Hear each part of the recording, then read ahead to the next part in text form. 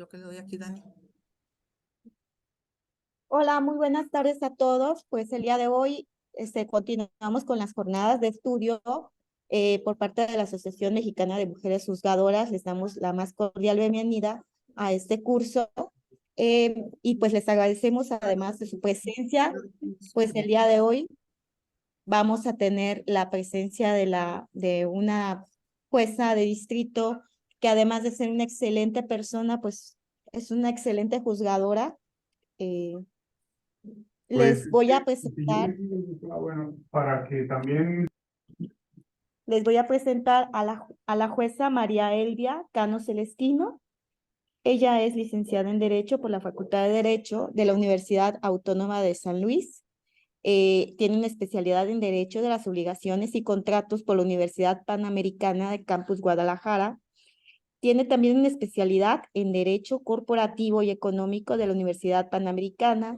Es maestra en Derecho por la Universidad Autónoma en San Luis Potosí y además es especialista en Derecho del Trabajo y Justicia Laboral en la Escuela Federal de Formación Judicial, además de múltiples cursos recibidos e impartidos en el instituto. Ella se ha desempeñado en el Poder Judicial de la Federación como secretaria de tribunal colegiado en materia civil en San Luis Potosí, en el primer tribunal colegiado del noveno circuito como secretaria en materia de trabajo también del noveno circuito, y actualmente pues tenemos el honor de que nos acompañe como jueza de distrito en el octavo Tribunal Federal Laboral de Asuntos Individuales con sede en Zapopan,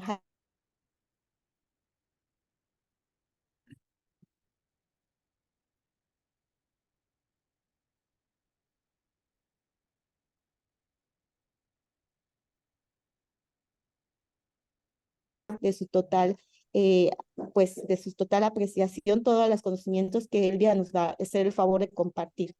Elvia, te quedas con tu grupo. Pues muchas gracias por ayudarnos en este apoyo que tenemos como asociación. Muchas gracias, Dulce. Buenas tardes a todos.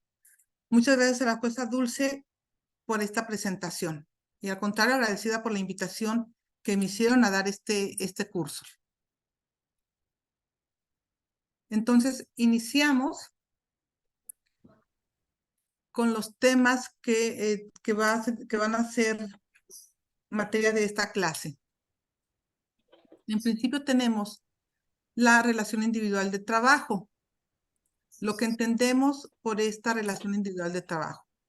Se entiende conforme a la ley, al artículo 20 de la Ley Federal del Trabajo, establece que se entiende por relación de trabajo, cualquiera que sea el acto que le dé origen, la prestación de un trabajo personal subordinado a una persona mediante el pago de un salario. Aquí tenemos que no es necesario, no es obligatorio que exista un contrato de trabajo. Puede existir una relación de trabajo sin que exista un acuerdo de voluntades entre las partes. La relación de trabajo por sí misma implica o ya se presume la existencia de un acuerdo de voluntades, ya sea de manera tácita o verbal. Tenemos que tomar en cuenta que la relación de individual de trabajo tiene elementos objetivos y subjetivos. Entre los elementos objetivos son la prestación de un trabajo personal, la subordinación y el pago de un salario. De estos tres elementos, la Suprema Corte ha establecido que el elemento esencial de la relación laboral es la subordinación. Esto es, la sola circunstancia de que exista o de que un profesional preste servicios a un patrón no es lo que define una relación de trabajo. Puede ser que, y en muchas ocasiones sucede en la vida cotidiana, que únicamente es una prestación de servicios. Y de hecho en ocasiones se demanda, una persona demanda y dice, pues ¿sabes qué? Yo vengo a demandar, me dieron por terminado mi contrato, pero pues es una relación laboral. Y la demandada se excepciona diciendo, no, ¿sabes qué? No hay relación laboral. Esta es únicamente una prestación de servicios. Así dice, la demandada ofrece un contrato y ahí el contrato dice contrato de prestación de servicios que celebra Soriana con tal persona, el trabajador. Para analizar qué es lo que tenemos, qué es lo que se toma en cuenta para determinar si ese contrato que se llama contrato de prestación de servicios le podemos dar la categoría de relación de trabajo o de un contrato de trabajo. Hay ciertos elementos cuando hay contrato y alguna de las partes dice, ¿sabes qué? No es una relación laboral, es una prestación de servicios. Tenemos que analizar ese contrato y tenemos que tomar en cuenta ciertos elementos. Por ejemplo, hay una subordinación. Decimos, ¿por qué hay subordinación? Porque en ese contrato se estableció un horario. El trabajador se obligó a prestar sus servicios a un patrón a través de un horario. Se estableció que el trabajador iba a registrar su entrada y salida. En el contrato se dijo que aparece que el trabajador no tenía libertad para hacer su trabajo como él quisiera. ¿Por qué? Porque se estableció que ese trabajo que el trabajador iba a realizar iba a estar sujeto a la supervisión de la parte demandada. Entonces, cuando analizamos un contrato o una relación de trabajo para determinar si hay relación de trabajo, no únicamente tenemos que verificar si hay una prestación de servicios, sino que tenemos que verificar cuáles eran esas condiciones, si había, como dice esta jurisprudencia, la sola circunstancia de que un profesional preste servicios a un patrón y reciba una remuneración, no entraña necesariamente que entre ambos exista una relación laboral. Pues para que surja ese vínculo, es necesaria la existencia de la subordinación, que es el elemento esencial de la relación laboral de todo contrato. Entonces, cuando en una prestación de servicios encontramos una subordinación, un poder jurídico de mando de una persona hacia otra, entonces estamos hablando de una relación laboral. Estos, como les digo, los elementos entonces de la relación laboral, tenemos la prestación del trabajo personal, la subordinación, que lo vamos a encontrar como ese elemento esencial, y el salario, que a cambio del servicio que se presta, se reciba un salario. Porque si no se recibe un salario, si se presta un trabajo personal, pero no se recibe un salario, entonces, pues como dice, bueno, pues entonces sería un servicio social, una beca, cualquier otra circunstancia, pero no una relación de trabajo. Entonces, aquí tenemos, puede concluirse que basta la existencia de la prestación de un trabajo personal en el que exista una subordinación y que a cambio del mismo se pague un salario para que se presuma la existencia de la relación laboral. Hablamos de presuma porque dijimos, no es necesario que exista un contrato de trabajo para que haya relación laboral. ¿Qué pasa si me demandan por la relación laboral, un despido, digamos, y yo digo, esa persona no es mi trabajador? Tan es así que yo no tengo ningún contrato de trabajo. La falta de contrato de trabajo no es atribuible al trabajador. Entonces, pues en un juicio demandan a otra persona por un despido y el demandado se excepciona diciendo, esa persona no es mi trabajador, bueno, entonces aquí vamos a tener dos cuestiones. O sea, si es una negativa lisa y llana, nunca fue mi trabajador, yo no lo conozco, entonces le va a corresponder al trabajador demostrar esa relación laboral, ¿verdad? Entonces aquí tenemos este punto de los elementos de la relación laboral, los elementos objetivos. Los elementos subjetivos de la relación laboral son los sujetos que intervienen directamente en esa relación laboral. Los clásicos sujetos van a ser trabajador y patrón. ¿Quién es el trabajador? Es la persona física que presta a otra, física o moral, un trabajo personal subordinado. Aquí aparece nuevamente esto que estamos diciendo. El elemento esencial, la subordinación. Entonces, conforme a esta definición de persona física que presta a otra, física o moral, un trabajo personal subordinado, tenemos entonces que el trabajador no puede ser una persona moral.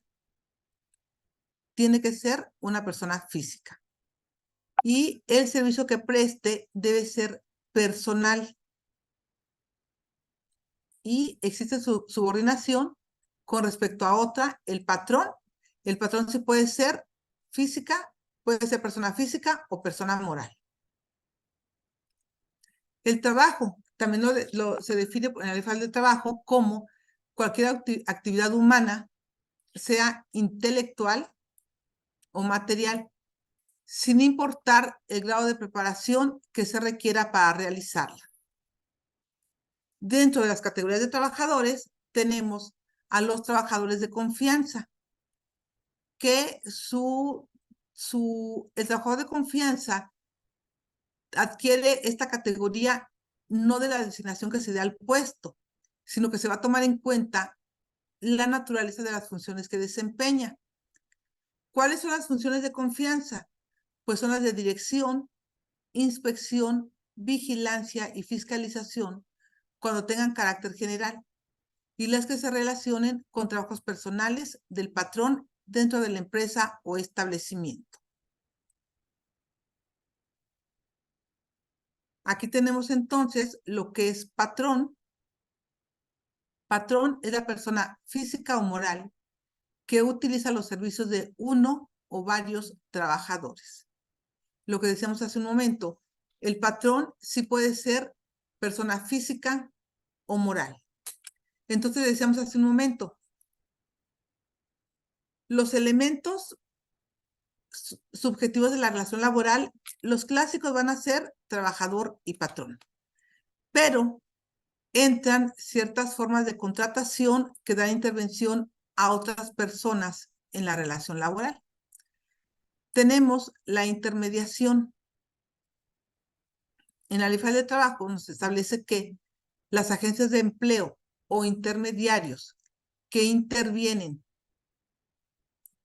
en el proceso de contratación de personal podrán participar en el reclutamiento, entrenamiento y capacitación, entre otros. Sin embargo, estos no se van a considerar patrones, porque este carácter únicamente lo van a tener quien se beneficia de los servicios que proporcionan esas agencias. Tenemos también la subcontratación.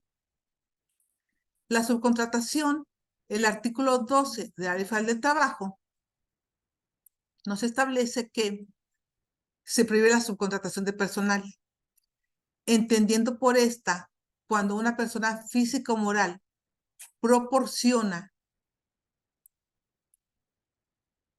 o pone a disposición trabajadores propios en beneficios de otra. Esto es, aquí ya no únicamente tenemos en este tipo de relación laboral, ya no únicamente vamos a tener a un trabajador y a un patrón. Aquí vamos a tener ya a un contratista, que de inicio la Ley Federal de Trabajo, como nos dice aquí el artículo 12, prohíbe este tipo de subcontratación. El contratista va a ser quien proporciona el servicio o ejecuta las labores a través de sus propios trabajadores a otra empresa o institución contratante.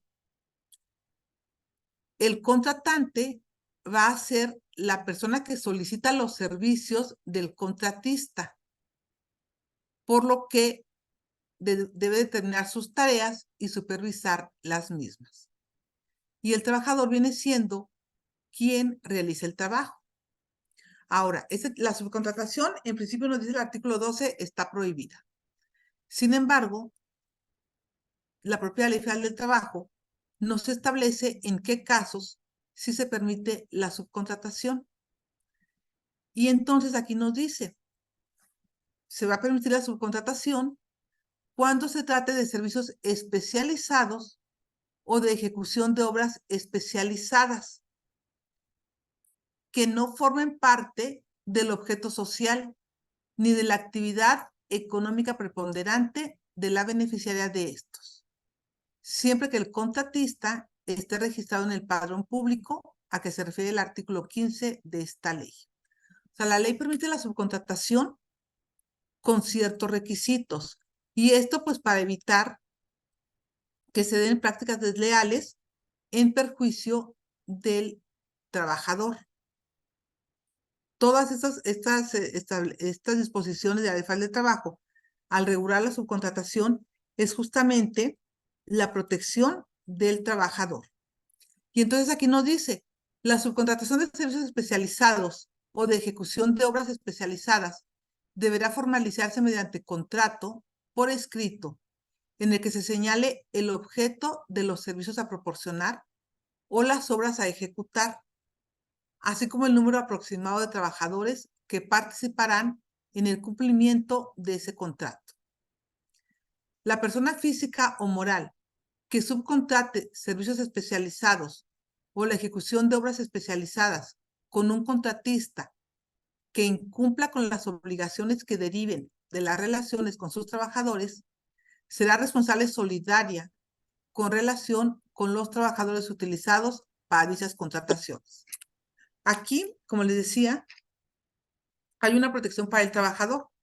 Ya no es únicamente, en ocasiones el trabajador desconoce quién es el patrón, se da el caso que el trabajador dice, pues es que yo trabajo para tal empresa, pero entonces está trabajando para una empresa, pero presta el servicio en un lugar diferente a esa empresa que lo contrató, pero le paga otra empresa.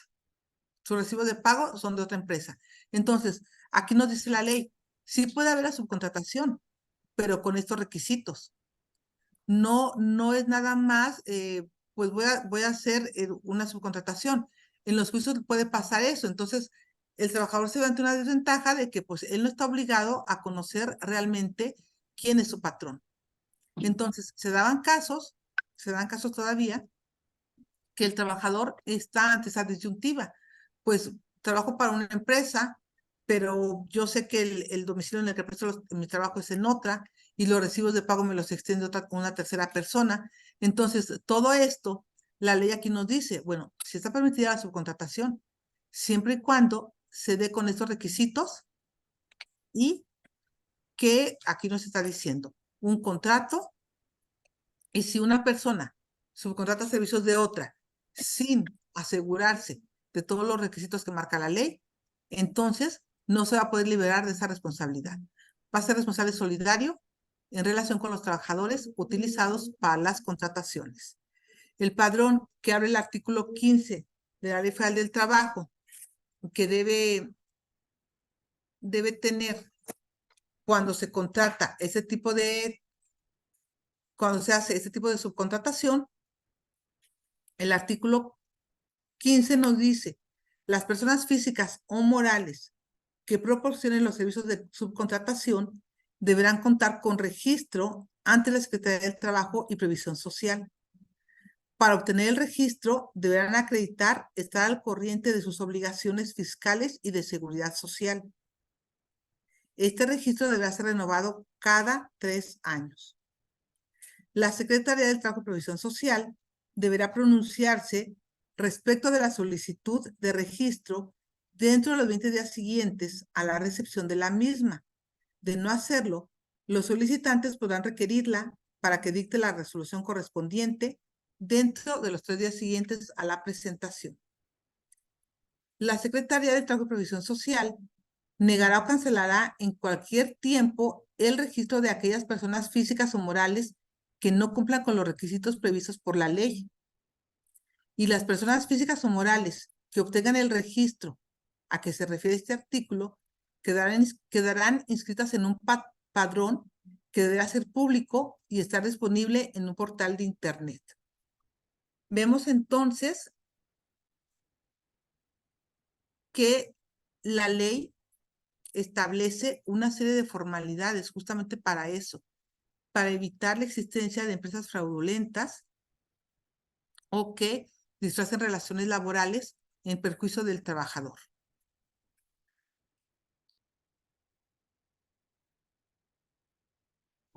Enseguida tenemos los derechos y obligaciones de los trabajadores y patrones. Desde el punto de vista subjetivo, derecho es la facultad, prerrogativa o beneficio que tiene una persona para exigir a otra una conducta determinada.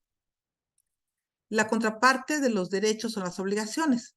Como siempre sabemos, bueno, yo tengo un derecho, pero a la vez también eso se traduce en una obligación.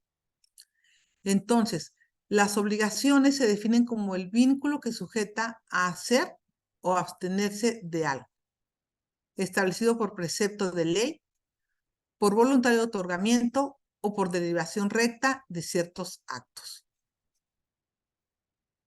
Y tenemos, pues como todo lo que estamos hace un momento, tanto el patrón como el trabajador en esta relación laboral, cada uno tiene una serie de obligaciones impuestas por la Ley Federal del Trabajo. Así tenemos que las obligaciones del patrón se clasifican en obligaciones de dar, en este caso. ¿Cuáles son? Pues las obligaciones de dar tenemos pagar los salarios e indemnizaciones al trabajador, las que le correspondan. Proporcionar los útiles, instrumentos y materiales necesarios para la realización de su trabajo, debiendo estar en los mismos en buenas condiciones y ser reemplazados cuando dejen de ser eficientes. Esta aplicación no se aplica cuando el trabajador se compromete a utilizar herramienta propia. Este es otro de los elementos que podemos tomar en cuenta, retomando lo que decíamos hace un momento, de la existencia o no de la relación, de la subordinación. En ocasiones, las empresas se excepcionan diciendo, no, pues es que no hay relación laboral porque el trabajador se comprometió, realizaba el trabajo por cuenta propia, pero, o con instrumentos propios, pero eso tampoco no sería suficiente para considerar la no existencia de una subordinación. Aquí, de hecho, la propia ley lo puede establecer o lo establece, de que el trabajador también se puede obligar a utilizar herramienta propia y no por eso va a dejar de estar sujeto a una relación de trabajo, de relación laboral. Otra de las obligaciones de dar es proporcionar local seguro para la guarda de los instrumentos de trabajo pertenecientes al trabajador. Mantener el número suficiente de asientos o sillas cuando lo permita la naturaleza del trabajo.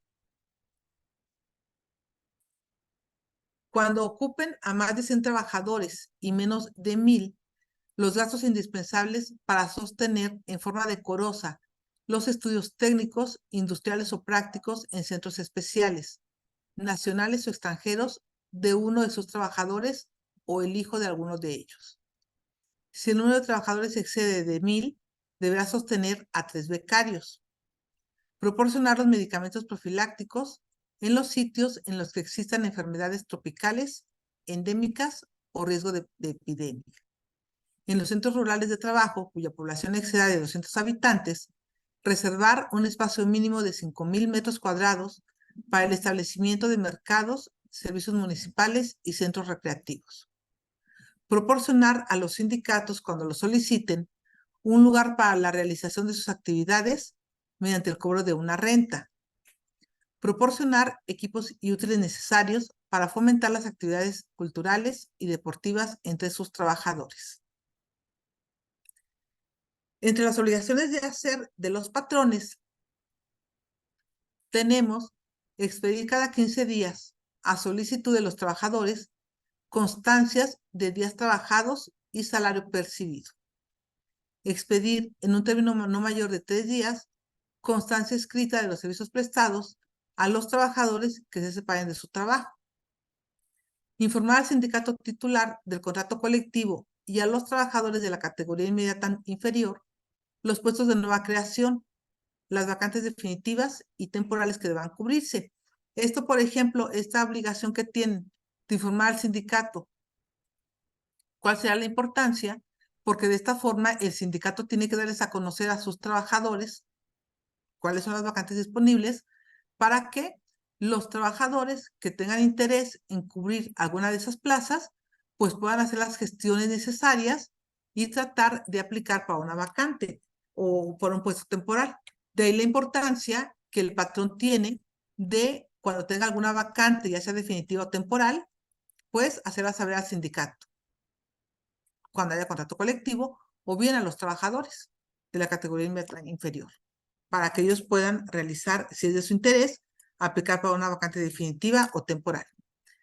Difundir en el centro de trabajo las disposiciones reglamentarias e instrucciones de seguridad e higiene. Esto justamente, pues, para evitar accidentes en el centro de trabajo. También es aplicar las deducciones de las cuotas sindicales cuando estén justificadas. Hacer las deducciones para la constitución de sociedades cooperativas y cajas de ahorro. Contribuir al fomento de actividades culturales y deportivas de los trabajadores. Aplicar los descuentos por créditos concedidos a los trabajadores para la adquisición de vivienda o de otros bienes. Participar en la integración y funcionamiento de las comisiones que deban integrarse en los centros de trabajo. También abstenerse de malos tratos, ya sea de palabra u obra, hacia sus trabajadores. Existen diversas obligaciones de los patrones. Aquí tenemos prohibiciones de no hacer de los patrones.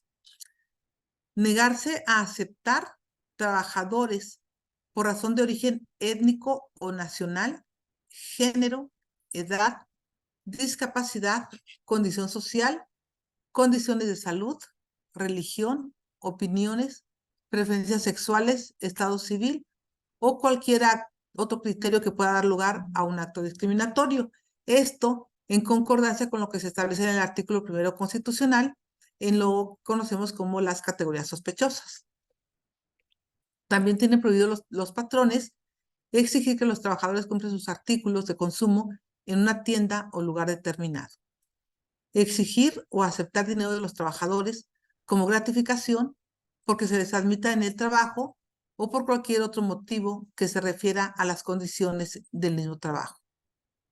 Obligar a los trabajadores por coacción o por cualquier otro medio a afiliarse o retirarse del sindicato o agrupación a que pertenezcan o a que voten por determinada candidatura, así como cualquier acto u omisión que atente contra su derecho a decidir quién debe representarlos en la negociación colectiva. Pues vemos todas estas prohibiciones, pues justamente se refieren al respeto que debe existir hacia la libertad del trabajador, hacia su libre autodeterminación. No lo puede el patrón estar obligando o hacer determinadas a que su conducta asuma una posición que niegue justamente o que restringa su libertad. Otra de las prohibiciones de no hacer para los patrones están, por ejemplo, en intervenir en cualquier forma en el régimen interno del sindicato, impedir su formación o el desarrollo de la actividad sindical, mediante represalias implícitas o explícitas contra los trabajadores. Hacer o autorizar colectas o suscripciones en los establecimientos y lugares de trabajo. Ejecutar cualquier acto que restrinja a los trabajadores los derechos que les otorgan las leyes. Hacer propaganda política o religiosa dentro del establecimiento. Emplear el sistema de poner en el índice a los trabajadores que se separen o sean separados del trabajo para que no se les vuelva a dar ocupación. Portar armas en el interior de los establecimientos ubicados dentro de las poblaciones. Presentarse en los establecimientos en un estado de embriaguez o bajo la influencia de un narcótico o droga enervante. Realizar actos de hostigamiento y o acoso sexual contra cualquier persona en el lugar de trabajo. Permitir o tolerar actos de hostigamiento y o acoso sexual en el centro de trabajo. Exigir la presentación de certificados médicos de no embarazo para el ingreso, permanencia o ascenso en el empleo. Despedir a una trabajadora o coaccionarla directa o indirectamente para que renuncie por estar embarazada, por cambio de estado civil o por tener el cuidado de hijos menores. Dar de baja o terminar la relación de trabajo de un trabajador que tenga la calidad de persona desaparecida y cuente con declaración especial de ausencia, en los términos de lo establecido en la legislación especial en la materia. Realizar cualquier acto tendiente a ejercer control sobre el sindicato al que pertenezcan sus trabajadores. Entonces, esas prohibiciones de los trabajadores, pues las que acabamos de ver, de dar lectura, pues justamente también son para prohibiciones que tienen como finalidad proteger la seguridad de las personas que se encuentran en algún centro de trabajo, en algún lugar determinado, y pues bueno, en el caso de las mujeres, de no exigir un certificado de embarazo, que es lo que también se establece en el artículo 1 constitucional de la materia. Y luego, las obligaciones complejas, aquí tenemos, obligaciones complejas son aquellas en las que se reúnen varias obligaciones simples para lograr un fin común, según el tratadista José Dávalos. Y entre estas tenemos, pues, cumplir con las disposiciones o normas de trabajo aplicables a su empresa o establecimiento, cooperar con las autoridades correspondientes para la alfabetización de los trabajadores, proporcionar a sus trabajadores capacitación y adiestramiento. Esta obligación es de tal importancia que también está consignada en la fracción 13 del artículo 123 constitucional. Pues también tiene que ver para una constante superación del trabajador para el buen desempeño de sus labores. Construir los centros de trabajo conforme a las normas de seguridad e higiene, cumplir con las normas de seguridad e higiene que determinen las leyes y reglamentos con el objeto de evitar riesgos de trabajo, enfermedades o accidentes en el centro de trabajo. Facilitar a las mujeres embarazadas la protección de que dispongan las leyes y reglamentos. En cuanto a las obligaciones de los trabajadores, tenemos restituir al patrón los materiales no usados. Ejecutar el trabajo con la intensidad, cuidado y esmero apropiados y en la forma, tiempo y lugar convenidos. Avisar inmediatamente al patrón, salvo caso fortuito o fuerza mayor, de las causas justificadas que le impidan concurrir a su trabajo. ¿Por qué? Aquí tenemos, por ejemplo, si el trabajador no avisara de sus inasistencias al trabajo, ya sabemos que si llegara a acumular más de 3 inasistencias en un mes, va a ser motivo para que el patrón, en su caso, pueda rescindir la relación laboral sin su responsabilidad al trabajador. Por eso es importante que el trabajador, en cada ocasión que falte, avise inmediatamente al patrón, salvo, como dice esta disposición, salvo caso fortuito o fuerza mayor. Prestar auxilio en cualquier tiempo que se necesite, cuando por siniestro o riesgo inminente peligren las personas o los intereses del patrón o de sus compañeros de trabajo. Y integrar los organismos que establece la ley. También poner en conocimiento del patrón las enfermedades contagiosas que padezcan tan pronto como tengan conocimiento de los mismos. Comunicar al patrón o a su representante las deficiencias que adviertan a fin de evitar daños o perjuicios a los intereses y vidas de sus compañeros de trabajo o de los patrones. La principal obligación del trabajador de hacer consiste en desempeñar el trabajo con la intensidad, cuidado y esmero y apropiados y en la forma, tiempo y lugar convenidos. Avisar, lo que decíamos hace un momento, al patrón las causas justificadas que le impidan presentarse a trabajar. No divulgar los secretos técnicos, comerciales, de fabricación y de asuntos administrativos propios de la empresa. Abstenerse de realizar cualquier acto que pueda poner en peligro su seguridad, la de sus compañeros de trabajo o de terceros, y la seguridad del centro de trabajo. Faltar al trabajo sin causa justificada o sin permiso del patrón. Sacar del centro de trabajo útiles o materia prima o elaborada. Obligaciones de no hacer del trabajador. Llegar a trabajar en estado de ebriedad. Presentarse al centro de trabajo bajo la influencia de alguna droga, enervante o narcótico. Portar armas en el centro de trabajo, excepto aquellas, claro está, como dice la propia disposición, que sean necesarias para la prestación del servicio o las punzocortantes que sirvan como instrumentos de trabajo. Suspender las labores sin autorización del patrón. Hacer colectas en el lugar de trabajo. Usar los útiles y herramientas proporcionadas por el patrón para algo distinto a lo que están destinados. Hacer cualquier tipo de propaganda en horas de trabajo y dentro del centro de trabajo. Las obligaciones complejas, que son las que encierran varias obligaciones simples, están contenidas en el artículo 134 de la Ley Federal del Trabajo y consisten en cumplir con las disposiciones del trabajo aplicables, observar las medidas preventivas e higiénicas establecidas por las autoridades competentes o por el patrón. Desempeñar el trabajo bajo la dirección del patrón o su representante. Observar buenas costumbres durante el tiempo que preste sus servicios. Someterse a los reconocimientos médicos que establezcan las normas vigentes en la empresa o establecimiento, con el objeto de comprobar que no padece alguna discapacidad o enfermedad de trabajo contagiosa o incurable.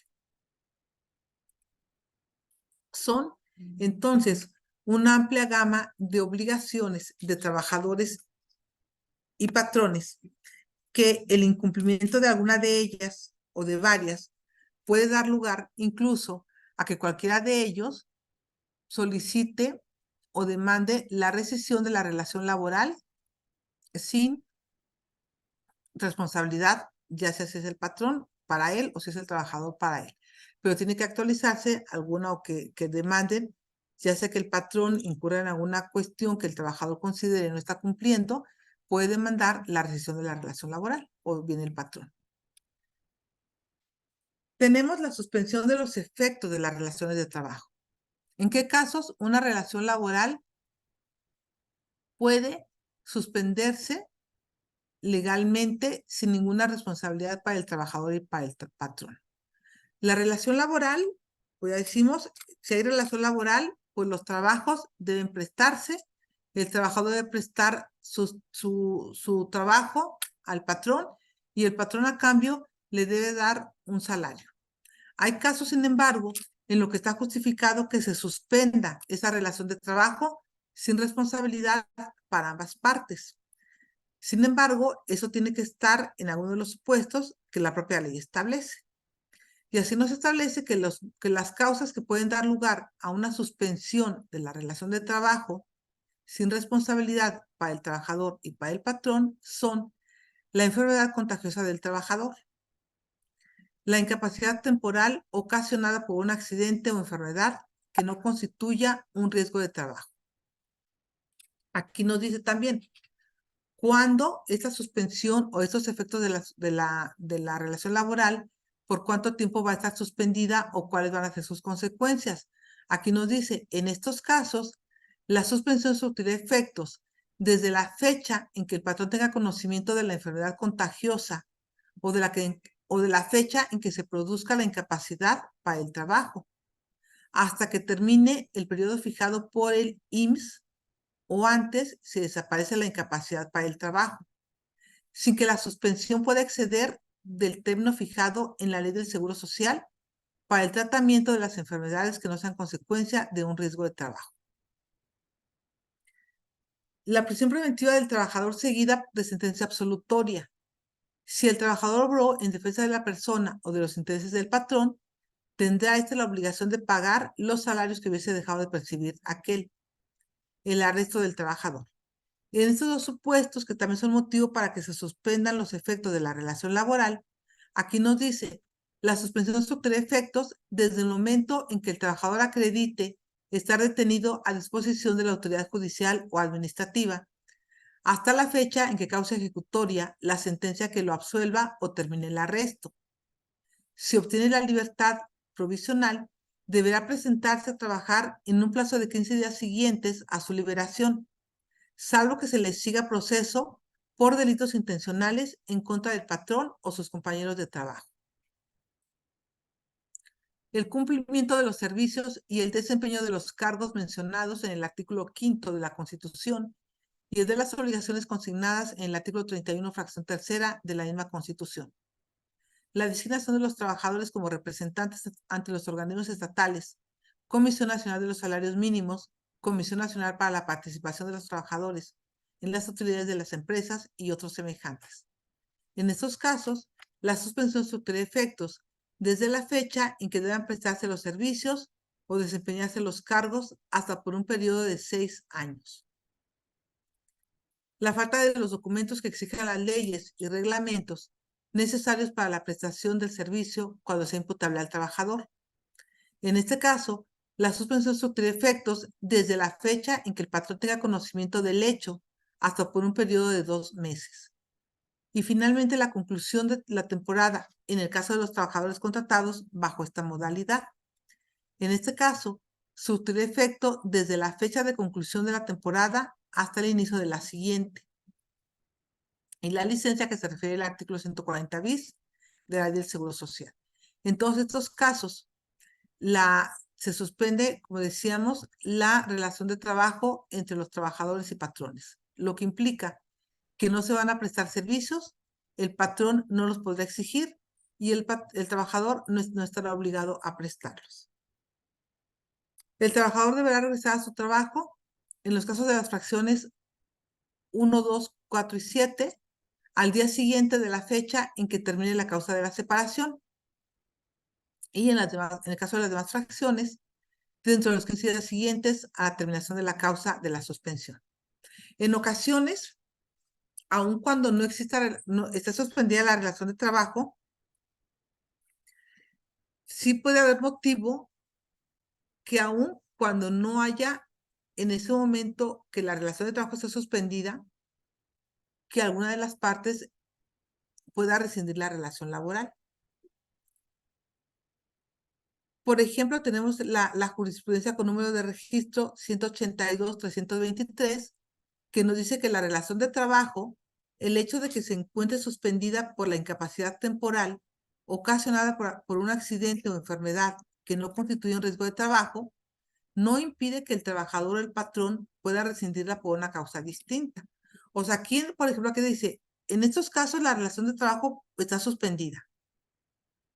El trabajador no está obligado a prestar sus servicios y el patrón no puede exigirle esa prestación. Sin embargo, sí puede darse el caso de que aún suspendida la relación laboral, acontezcan ciertos casos para que alguno de ellos dé por rescindida la relación laboral. Luego tenemos el contrato individual de trabajo. Decíamos, cuando iniciamos esta clase, la relación de trabajo, cualquiera que sea el acto que le dé origen y se presume. Aquí sí ya el contrato dice, cualquiera que sea su forma o denominación, es aquel por virtud del cual una persona se obliga a prestar a otra un trabajo personal subordinado mediante el pago de un salario. Entonces, no importa la forma en la que se realice el contrato, tampoco importa el nombre que reciba, siempre que el mismo origine la obligación de prestar un trabajo personal subordinado para una parte y el pago de un salario para la otra. En estos casos, se estará frente a un contrato de trabajo. Les decía yo al inicio de la clase que en ocasiones la demandada puede decir, mira, no fue cuando hay contrato. No hay contrato de trabajo porque aquí está, celebramos un contrato y el contrato dice contrato de prestación de servicios. Entonces ahí en ningún momento dice la demandada, ahí no dice contrato individual de trabajo o no dice contrato. Y por lo tanto, no hay relación de trabajo. El contrato dice contrato de prestación de servicios. Y empezamos diciendo, pues no, hay que ver qué dice ese contrato de prestación de servicios. Si el trabajador estaba sujeto a un horario, si el trabajador no disponía de libertad para hacer su trabajo, porque ahí en el contrato se estableció que el trabajo que realizara iba a estar supervisado por otra persona y que no se le iba a pagar hasta que se aprobara ese trabajo que realizara, entonces ahí no estamos hablando de un contrato de prestación de servicios, aun cuando la denominación que se le haya dado a ese contrato diga contrato de prestación de servicios. Si de las cláusulas advertimos que el trabajador no tenía libertad para realizar su trabajo porque estaba sujeto a un horario, porque estaba sujeto a que alguien más le revisara su trabajo y se lo aprobara, entonces ahí no podemos hablar de un contrato de prestación de servicios. Estamos hablando de un contrato en el que existe una subordinación, que decíamos va a ser el elemento esencial para determinar, decíamos antes, relación laboral y también aquí contrato de trabajo. Aparece el elemento subordinación. El trabajador estaba sujeto a un horario, checaba entrada, checaba salida, su trabajo se lo revisaba una persona, hasta que se lo aprobaban, le daban el visto bueno. Entonces, ahí no estamos hablando ahí de un verdadero contrato de trabajo. ¿Por qué? Porque hay subordinación. El trabajador no tenía libertad para hacer su trabajo en la forma como él quisiera. Incluso cuando en el contrato muchas veces los patrones también lo establecen. Mira, aparte, el trabajador es un profesionista y yo le pagaba por honorarios. Y aquí están los recibos de honorarios. Entonces no hay relación laboral. Es una prestación de servicios. Y se le dice, mira, de todas formas, aun con tus recibos de honorarios que me exhibes, aun cuando el trabajador incluso, como decíamos hace un momento, que el trabajador proporcionara él mismo sus herramientas de trabajo, el elemento de subordinación lo vamos a encontrar en esos aspectos que yo les digo. El trabajador no tenía libertad para prestar su trabajo porque lo estaban revisando. Estaba sujeto a una aprobación. Si en verdad analizamos el contrato y no encontramos de ninguna forma el elemento subordinación, entonces ahí vamos a poder decir que no hay contrato de trabajo, que es un contrato de prestación de servicios. Pero lo que nos va a dar la pauta para determinar si hay relación de trabajo o un contrato de trabajo va a ser la subordinación. Ese elemento que se nos quede grabado, la subordinación, va a ser el elemento esencial para determinar esto, la subordinación y el pago del salario. Entonces, lo que decíamos también al principio, debe destacarse que puede existir una relación de trabajo sin contrato, pero no puede existir contrato sin relación laboral. El artículo 24 establece las condiciones de trabajo que deben hacerse constar por escrito cuando no existan contratos colectivos aplicables. Serán 2 ejemplares, por lo menos, para que quede uno en poder de cada una de las partes. Sin embargo, también decíamos, el hecho de que no exista contrato, el trabajador no le es imputable a él esa falta de contrato, sino que pues es atribuible al patrón. Nos establecen también cuáles son los requisitos que debe contener un contrato de trabajo. Nos establece el artículo 25. Nombre, nacionalidad, edad, sexo, estado civil, CURP, Registro Federal de Contribuyentes, domicilio del trabajador y del patrón. Y aquí tenemos los vamos a ver más adelante, pero aquí los decimos ya, cuáles son los tipos o las modalidades de la relación laboral, que puede ser para obra o tiempo determinado, por temporada, de capacitación inicial o por tiempo indeterminado, y en su caso si está sujeta a un periodo de prueba. Adelantándonos a lo que vamos a ver más adelante, decimos que la regla es que el trabajo sea por tiempo indeterminado.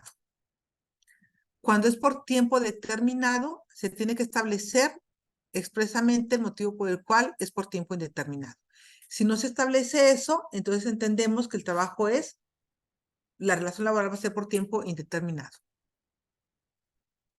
También en el contrato de trabajo se va a establecer el servicio o servicios que deban prestarse, los que deben determinarse con la mayor precisión posible. El lugar o lugares donde debe prestarse el trabajo, la duración de la jornada, la forma y el monto del salario, el día y el lugar de pago del salario, la indicación de que el trabajador será capacitado o adiestrado en los términos de los planes y programas establecidos o que se establezcan en la empresa conforme a lo que establece la propia ley. otras condiciones de trabajo, tales como días de descanso, vacaciones y demás que convengan el trabajador y el patrón. La designación de beneficiarios, a los que se refiere el artículo 501 de la Ley Federal del Trabajo, para el pago de los salarios y prestaciones devengadas y no cobradas a la muerte de los trabajadores, o las que se generen por el fallecimiento o desaparición derivada de un acto delincuencial. Entonces, aquí tenemos que estas condiciones de trabajo, la ley nos establece este catálogo, pero como lo establece aquí propiamente. Debe tener el contrato estos requisitos. Sin embargo, también la propia ley, como ahí lo decía esa fracción, puede impactar las partes cualquier otra condición de trabajo que convenga. Entonces, aquí la ley da libertad para que trabajadores y patrones puedan establecer todas las cláusulas que deseen en este contrato de trabajo. Y lo que también adelantábamos, la falta del escrito en el que se haga constar las condiciones de trabajo no priva al trabajador de los derechos que deriven de las normas de trabajo y de los servicios prestados, pues se imputará al patrón la falta de esa formalidad. Si no se hubiese determinado el servicio o servicios que deban prestarse, el trabajador quedará sujeto a desempeñar el trabajo que sea compatible con sus fuerzas, aptitudes, estado o condición y que sea del mismo género o de los que formen el objeto de la empresa o establecimiento. Lo que ya vimos que debe contener un contrato de trabajo. Las modalidades de las relaciones de trabajo. Para hora determinada, por tiempo determinado, por temporada, por tiempo indeterminado, sujeto a prueba, sujeto a capacitación inicial. Si no se establece en el contrato cuál de estas modalidades va a ser la relación de trabajo, se va a entender que es una relación por tiempo indeterminado. Esta relación por tiempo indeterminado, su importancia, porque la ley siempre va a establecer o siempre va a proteger la estabilidad en el empleo. De tal forma que el señalamiento de una obra determinada puede únicamente estipularse cuando lo exija su naturaleza. ¿Qué podría ser en este caso? Pues cuando se contrata, digamos, para la edificación de una obra, una casa, pues una obra determinada. Terminando esa obra, se termina la relación laboral. Pero ¿qué pasa? Bueno, el señalamiento de un tiempo determinado puede únicamente estipularse en los casos siguientes: cuando lo exige la naturaleza del trabajo que se va a desempeñar, cuando tenga por objeto sustituir temporalmente a otro trabajador y en los demás casos previstos por esta ley. Si vencido el término que se hubiese fijado subsiste la materia del trabajo, la relación quedará prorrogada por todo el tiempo que perdure dicha circunstancia.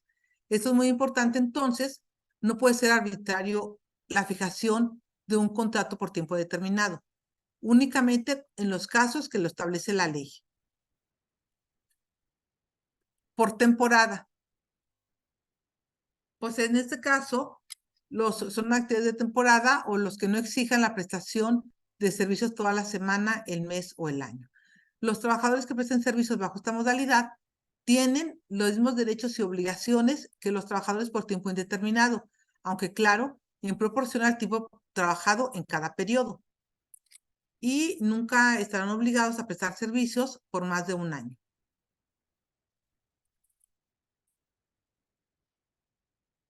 También lo que ya hemos adelantado, las relaciones por tiempo indeterminado constituyen la regla general. En las relaciones por tiempo indeterminado, el trabajador sabe cuándo inicia su trabajo, pero no cuándo terminará el mismo.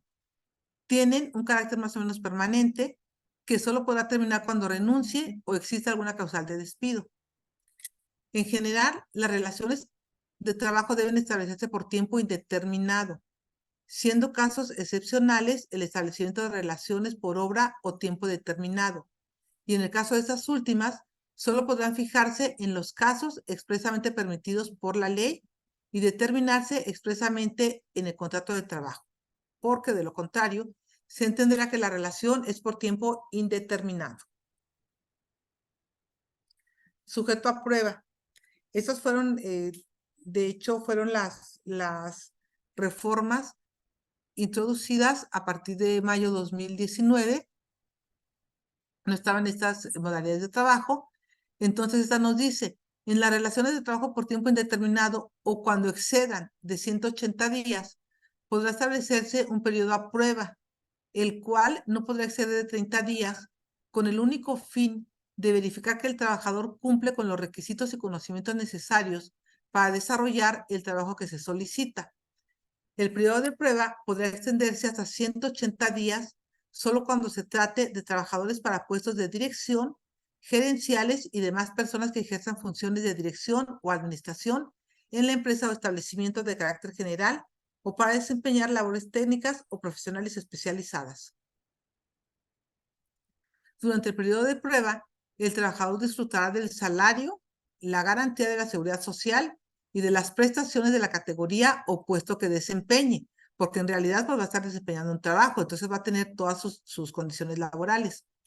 Al término del periodo de prueba, de no acreditar el trabajador que satisface los requisitos y conocimientos necesarios para desarrollar las labores a juicio del patrón, tomando en cuenta la opinión de la Comisión Mixta de Productividad, Capacitación y Adiestramiento en los términos de esta ley, así como la naturaleza de la categoría opuesto, se dará por terminada la relación de trabajo sin responsabilidad para el patrón. Trabajo sujeto a capacitación inicial. En este caso es aquella por virtud del cual un trabajador se obliga a prestar sus servicios subordinados bajo la dirección y mando del patrón con el fin de que adquiera los conocimientos o habilidades necesarios para la actividad para la que vaya a ser contratado. La vigencia de esta relación de trabajo tendrá una duración de 3 meses o en su caso hasta de 6 meses, solo cuando se trate de trabajadores para puestos de dirección, gerenciales y demás personas que ejerzan funciones de dirección o administración en la empresa o establecimiento de carácter general o para desempeñar labores que requieran conocimientos profesionales especializados. En este caso, al igual que en el trabajo sujeto a prueba, el trabajador disfrutará del salario, la garantía de la seguridad social y de las prestaciones de la categoría o puesto que desempeñe. Al término de esta capacitación inicial, de no acreditar competencia del trabajador a juicio del patrón, tomando en cuenta la opinión de la Comisión Mixta de Productividad, Capacitación y Adiestramiento en los términos de esta ley, así como de la naturaleza de la categoría opuesto, se dará por terminada la relación de trabajo sin responsabilidad para el patrón.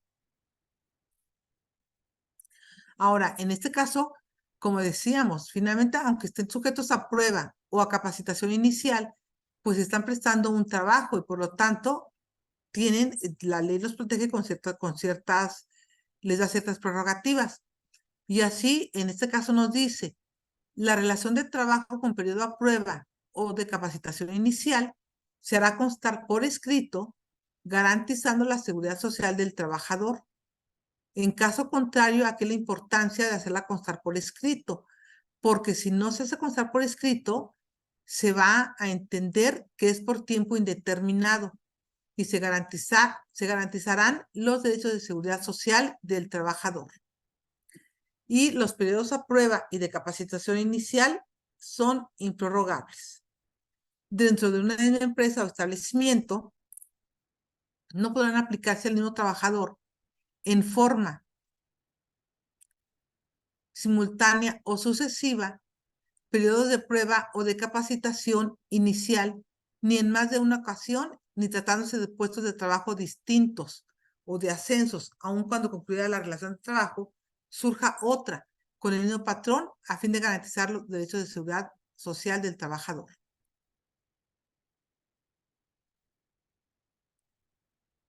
Cuando concluyan los periodos a prueba o de capacitación inicial y subsista la relación de trabajo, esta se considerará por tiempo indeterminado y el tiempo de vigencia de aquello se computará para efectos del cálculo de la antigüedad.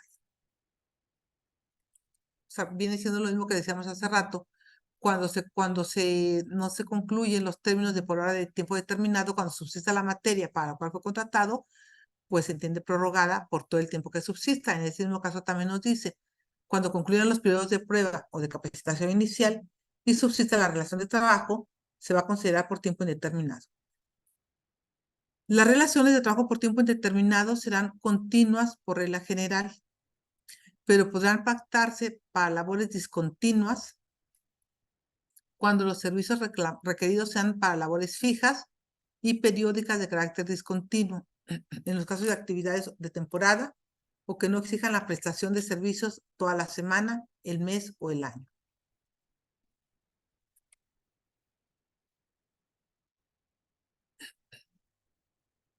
Y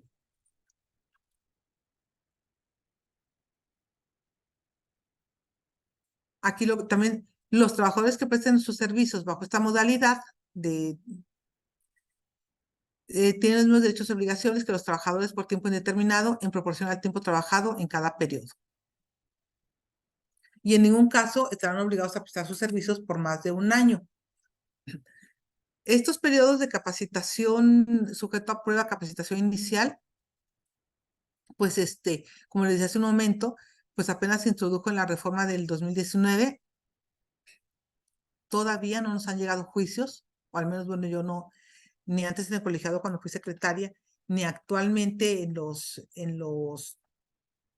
del Tribunal Laboral, nos han llegado juicios en los que alguna persona quisiera valer alguna cuestión relacionada con que no les fueron respetados derechos o la forma como se va a dar tratamiento en la práctica ya a este tipo de contratación. Al menos en lo que tengo de experiencia hasta este momento, todavía no nos ha llegado ningún juicio en los que se haga valer alguna cuestión relacionada a este tipo de relación laboral. Esto sería, pues, de mi parte todo lo que es lo que implicaba el temario.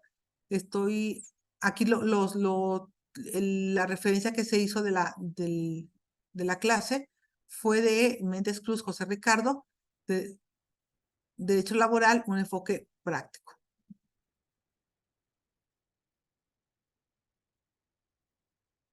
Quedo atenta a sus preguntas.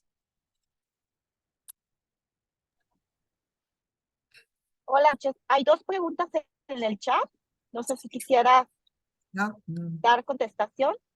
A ver, ¿cómo? Josué Aldape Sánchez nos pregunta, ¿considera usted que el periodo de prueba de capacitación puede establecerse en cualquier tipo de contrato? Esto es determinado o indeterminado. Igual, en relación con el mismo tema, Josefina Hernández nos pregunta que qué acontece cuando no hay comisión en la fuente de trabajo que corrobore la falta de capacitación por parte del trabajador contratado a prueba. Justamente, gracias, jueza Dulce. Aquí, por ejemplo, la primera era de capacitación sujeto a prueba, la primera. ¿Sujeto a prueba o capacitación? Capacitación y periodo de prueba, Sí. que si pueden estar en cualquier tipo de contrato. Bueno, pues es que el artículo 39 nos dice claramente en las relaciones de trabajo por tiempo indeterminado o cuando no excedan de 180 días, podrá establecerse un periodo a prueba. Aquí se nos dice, nos limita el artículo 39A, cuando es en el periodo a prueba, sí nos limita que es cuando es un periodo por tiempo indeterminado o cuando excedan de 180 días. Entonces, tomando en cuenta esto, pues no podría establecerse en una consideraría, digo, tomando en cuenta textual como dice el artículo 39A, en las relaciones de trabajo por tiempo indeterminado o cuando excedan de 180 días, únicamente en este caso pudiera darse el caso del periodo sujeto a prueba. En la otra, en la del sujeto a capacitación, no nos establece una vigencia.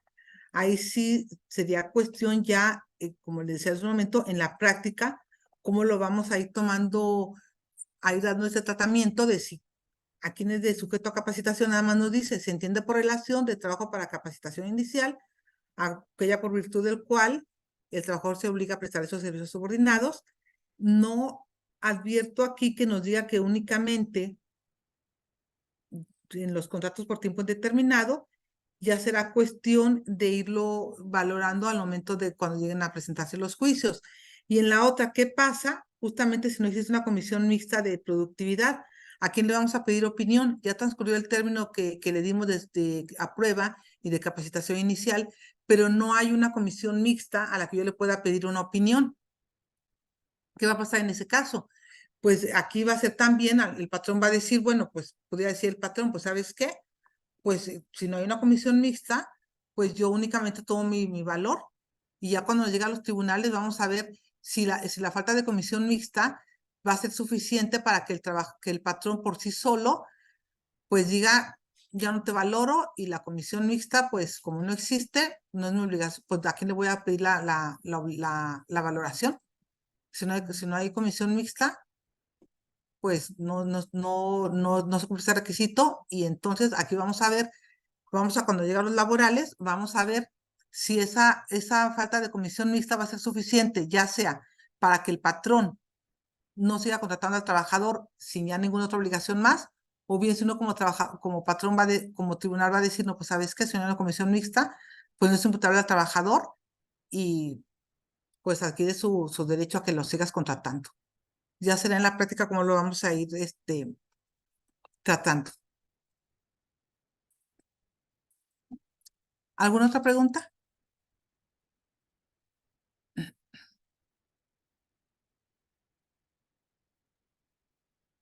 Sí, buenas noches. Buenas noches. Muy interesante la exposición y todo. Nada más que me surgió mucha duda respecto de esto, porque tomando en cuenta que que esta comisión mixta únicamente es obligatoria para las empresas que tienen más de 50 trabajadores. Entonces, no se podría traducir en el sentido de que si dentro de una empresa no existe esta comisión, el patrón no puede contratar a capacitación o a prueba, o en su caso, en determinado momento de que llegara a realizar ese tipo de contrataciones, ya no sería no podría rescindir la relación de trabajo por por el motivo, por ejemplo, si esa prueba, porque no me demuestras que tienes las capacidades, o si esa capacitación inicial no me compruebas que tienes las habilidades y demás. Desde mi punto de vista, yo considero que no podría rescindir por ese motivo al trabajador, y ya por coincidencia se tendría que tener como un contrato por tiempo indeterminado. Y aún así, si existiera esta comisión, el trabajador tendría como acción irme en contra de la opinión de esta comisión, no tanto directamente en contra del patrón, porque la rescisión de la relación se va a dar con motivo de esta opinión de la comisión, no propiamente con la decisión del patrón.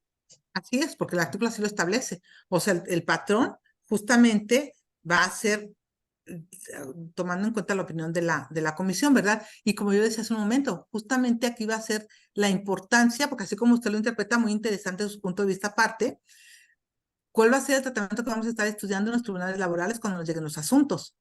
Porque efectivamente esa comisión, bueno, a ver, ¿de quién es la obligación establecer la comisión? Y esa, como en ese momento decíamos, a ver, la falta de contrato no es atribuible al trabajador. Aquí podemos decir, así como un momento usted decía, la falta de comisión, ¿a quién es atribuible? ¿Y por qué si no existe o no hay obligación de existir, por qué va a repercutir en contra del trabajador? Efectivamente, porque Ujú. teniendo en cuenta que es obligación de la empresa, si no hay esta comisión, yo considero que el patrón no podría dar por terminada la relación con alguno de estos motivos. Y si la llegara a dar, no sé qué opinión le tiene, si eso puede traducirse en un despido injustificado.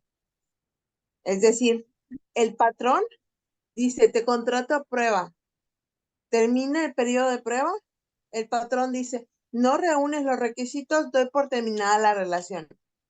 El trabajador entabla una demanda por despido. Habría que ver la acción que vaya a ejercitar, en el sentido de que me despidieron injustificadamente porque no soy apto, pero no existió de por medio la opinión de esta comisión.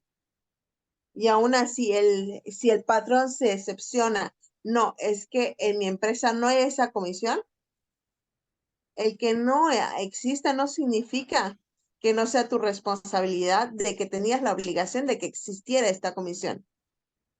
Exacto. Y van a hacerlo desde hace un momento, como, y seguramente ha de andar por ahí o va a andar por ahí una demanda justamente por ese motivo. Digo, porque va a haber muchas demandas. Seguramente va a andar por ahí, a lo mejor anda por ahí, ¿verdad? Que no nos ha tocado, pero justamente cómo vamos a interpretar este artículo. Digo, de momento, pues tiene 3 años, 4 años, todavía no nos llegan esos juicios, pero sí será muy interesante cuando se empiecen a llegar. Y lo más seguro es que habrá, pero desgraciadamente tal vez las acciones que ejerzan el trabajador y las excepciones del patrón no van enfocadas a esta falta de comisión o a la razón por la cual dan por terminada la relación. Así es. Habría Y que van ver a ser, cómo viene. sin duda van a ser muy interesantes porque va a haber muchas posturas, así como la suya que dice, pues yo pienso esto, muchas posturas, pues como todo el derecho que es diferentes soluciones, ¿verdad? Pero sí, Sí, muy, muy, muy valiosos sus comentarios. muchas gracias.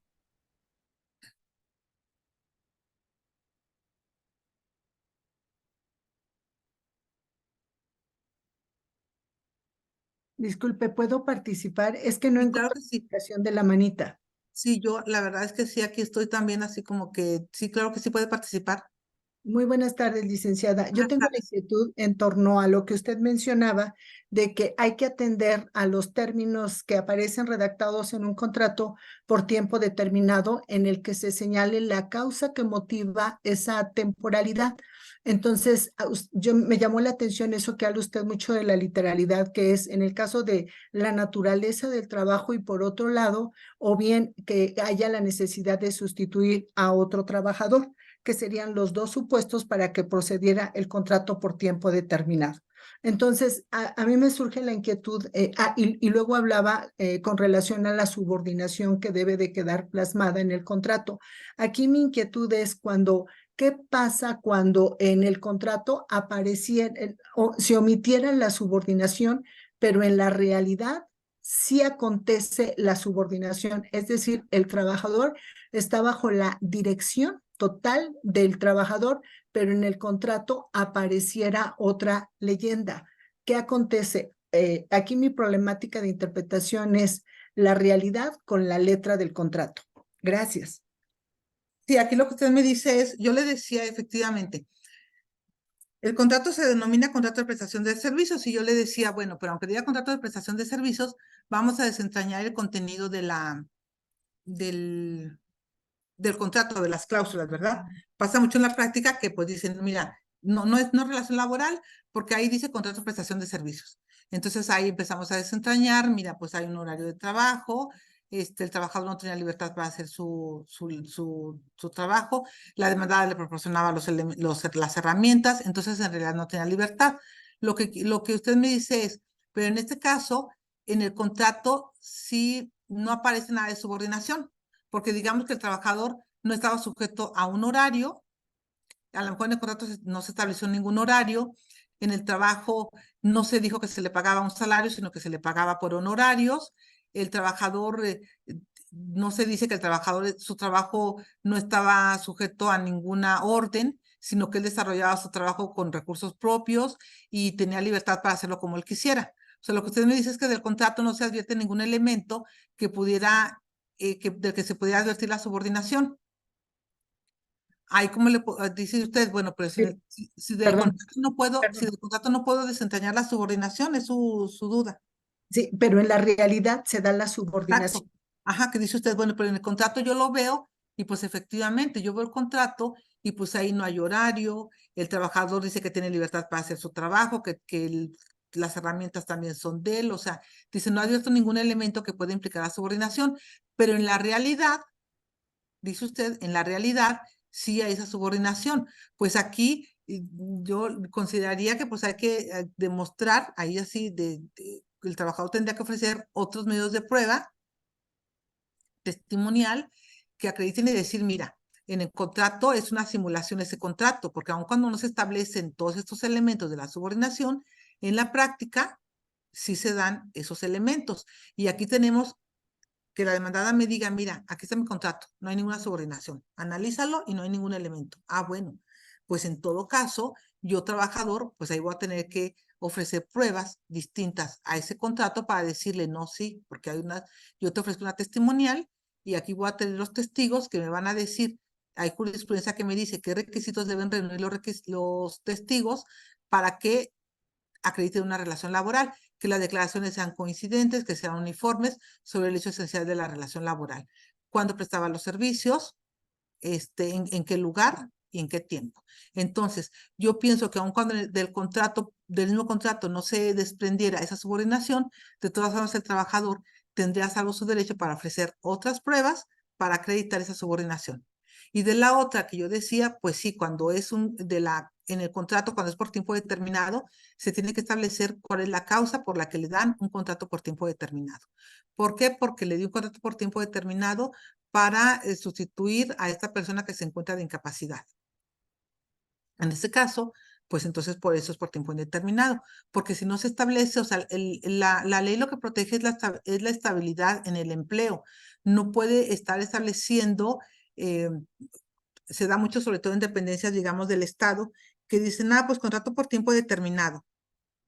Y luego dicen, ya se termina el contrato, porque ya no hay presupuesto. No. O sea, estaba sujeto a la partida presupuestal. Y en el contrato se estableció que estaba sujeto a la partida presupuestal.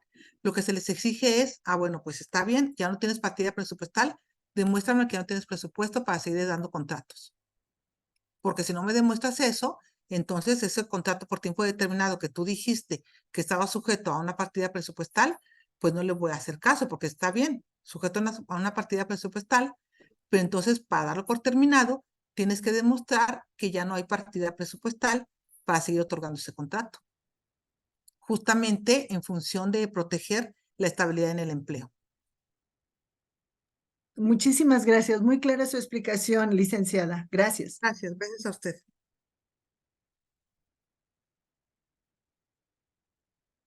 ¿Alguna otra pregunta?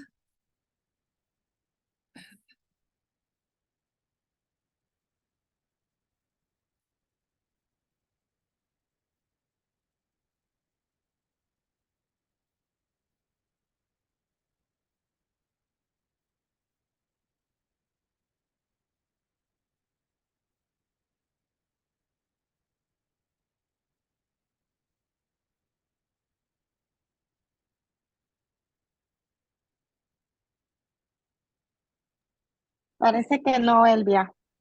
Entonces, si no hay preguntas, pues yo agradezco mucho su intervención y la prestación, pues la atención prestada a esta clase. Y muchas gracias a la jueza Gaby, a la jueza Dulce que hizo la presentación, por la invitación. No, muchas gracias a ti, Elvia, por tu tiempo, por tus explicaciones, la verdad, por tu paciencia para con todos nosotros. Con esta clase, pues nos queda muy claro ya lo que es la relación de trabajo en forma individual. Esperamos que todos los que están aquí presentes, pues les haya servido para que, pues como les hemos insistido, ¿no? Para que les sirva de apoyo para el estudio del examen, y que pues entren un excelente examen. De parte de la Asociación Mexicana de Mujeres Juzgadoras, le agradecemos a la jueza Elvia el que esté aquí con nosotros y también aquí pues vemos, Elvia, varias felicitaciones y agradecimientos hacia tu ponencia. Muchas gracias. Y pues sería todo de nuestra parte. Nos vemos en la siguiente sesión. Muchas gracias por todo, de Muchas verdad. gracias a todos. Gracias.